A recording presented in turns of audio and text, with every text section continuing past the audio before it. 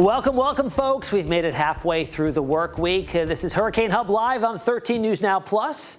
Thanks for joining us. I'm Chief Meteorologist Tim Pandajis. And tonight on HHL, we've got a new area of interest to talk about in the Northern Gulf. It's very similar to just about a week ago when we were discussing 94L. Now, this has not been tagged as an invest. Maybe it will, maybe it won't. It would get Invest 95L as we circulate between 90 and 99. But right now, it's moving over the northern portions of Florida. Very similar track to what we watched about a week ago with 94L. Low odds of development, though. We'll look at that in just a second. Now, the Atlantic's background state slowly becoming a little bit more favorable. And when I say background state, it's things that are just noticeable to the naked eye when you're viewing the Atlantic overall. Some things going on kind of behind the scenes that are looking to be a little more favorable for some development as we go out a couple weeks from now, just in time as we head into August, when typically with climatology, we begin to see things get a little more active overall. Now, we're nearly a third of the way through the season. The end of July marks 2 months in out of the 6-month season. June 1st all the way to November 30th. And typically, of course, the first third is never really all that active. Last year, kind of an anomaly with Major Hurricane Beryl. And then after that, it was quiet for quite some time. But here we are on the scheme of things. You see that big hike upwards as we get into August. Really around the middle of August, we see a big jump in activity leading all the way up to the peak of the season right around September the 10th. So we've got a long ways to go here, folks. And it's been 15 days since Chantal. That was the last advisory on July the 8th. Now, that's a pretty large gap, right? 15 days, no named storms, but it is nothing compared to the largest gaps that we've seen between named storms. And a few not too long ago in 2022, we went 60 days. We went just before 4th of July to August the 31st without a named storm out in the basin. 2 months almost. So it can be very long. We can see this stretch kind of get a little bit longer if we don't get a named storm. But again, it's nowhere near what we've seen in the past. And in 2022, that was the year of Ian. OK, we had major storms out there in the Atlantic just past when this gap broke. So things can certainly get active and get active quickly. In the basin right now, there's not really a whole lot we're watching. Out in the main development region, things are getting a little bit more active in terms of some more convection kind of detaching from the ITCZ way down to the south here. And we tend to see this time of the year. And some African easterly waves are looking a little bit more robust as they're emerging off the coast of Africa. These are our seeds that are moving into a fertile environment as we get deeper and deeper into the season. You can see there is still some dry air in the mid-levels. You can see this kind of falling apart here as there still is plenty of Saharan dust out there stretching across the entirety of the basin. In terms of the concentrations, they're much lower than they were earlier, but still a significant presence out there. And until that begins to lift a little bit farther north and gain latitude, we'll see it kind of inhibit a lot of storm development, at least in the main development region in the short term. Now, here's our area of interest, right? This may be tagged as 95L. We'll see what happens here in the next 24 hours or so. Last I saw, they have scheduled actually 2 Hurricane Hunter missions into this tomorrow to kind of get a general feel for the atmospheric setup of it, but not much to speak of here on satellite imagery. It's just a very broad, disorganized area of thunderstorm activity. Even looks less organized than what we saw with 94L, and that only peaked at a 40% chance of development and never got that next name as Dexter. This is pretty much heading in that same trajectory, moving due west, thanks to the development of an area of high pressure, a pretty substantial heat dome sitting over the eastern third of the country, and that will be driving the system pretty much due west.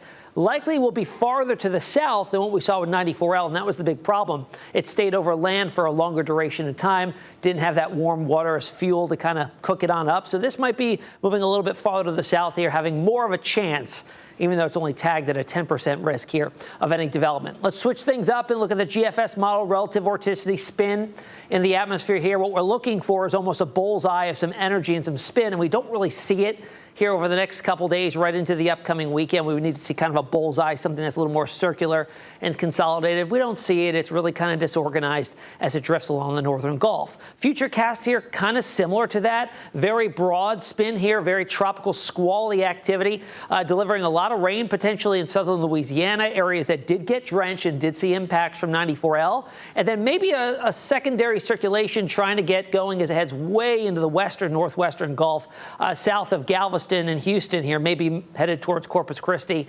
by the end of the week. We'll see what happens here if something does develop or not. But overall, let's talk about the background state. We kind of touched on this yesterday, in that we're beginning to see some changes overall in the basin. We'll start with the sea surface temperatures. And what you're looking at here is anomalies, differences from where it should be this time of year, colder or warmer.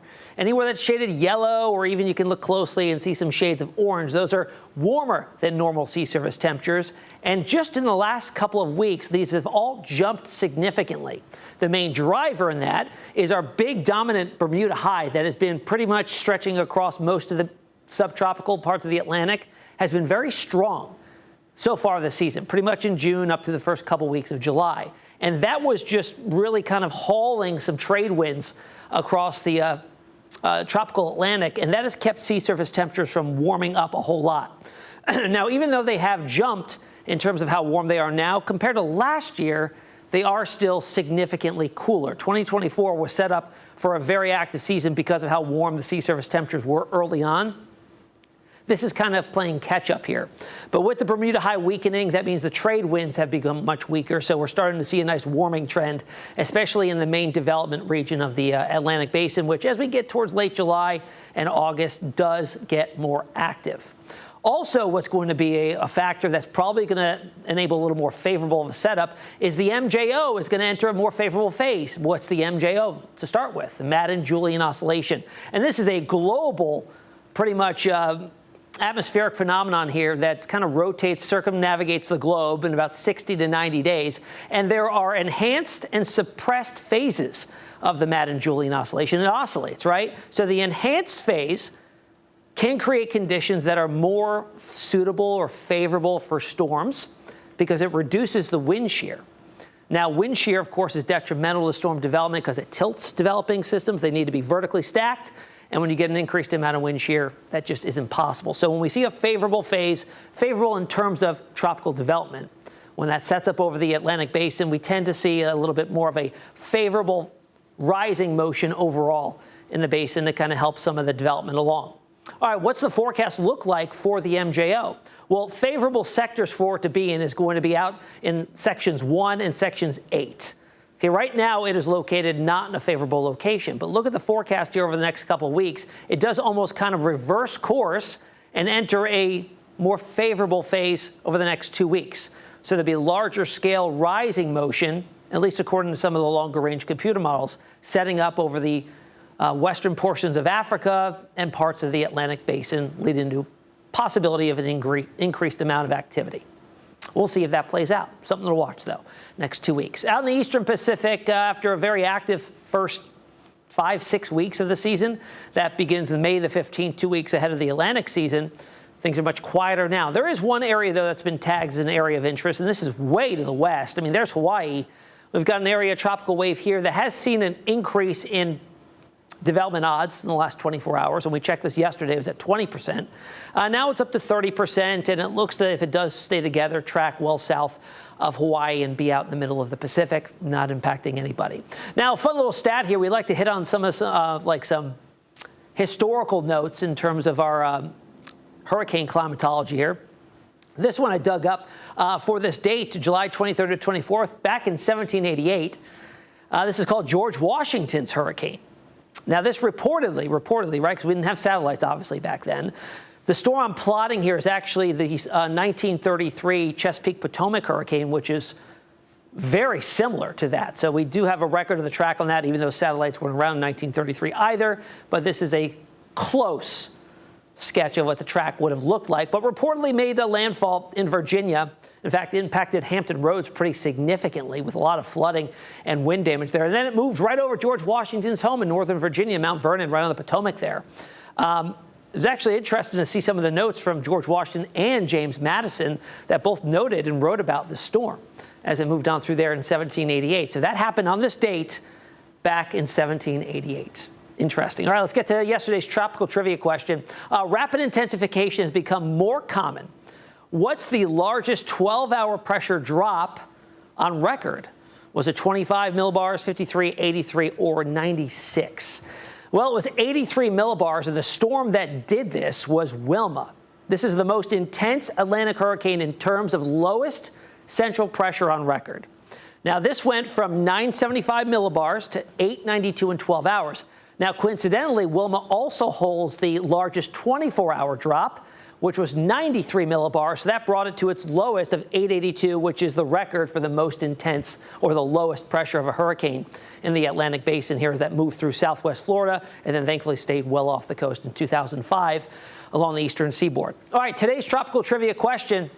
We've been naming storms in the Atlantic since the 1950s. Now, what was the first name given to a hurricane?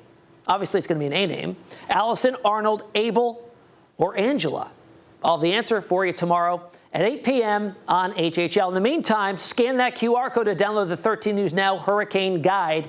It has all the information on supplies you should have on hand, emergency numbers you might need, and, of course, a whole lot more. And just a reminder, we're here Monday through Friday on HHL at 8 p.m. I'll see you back here tomorrow.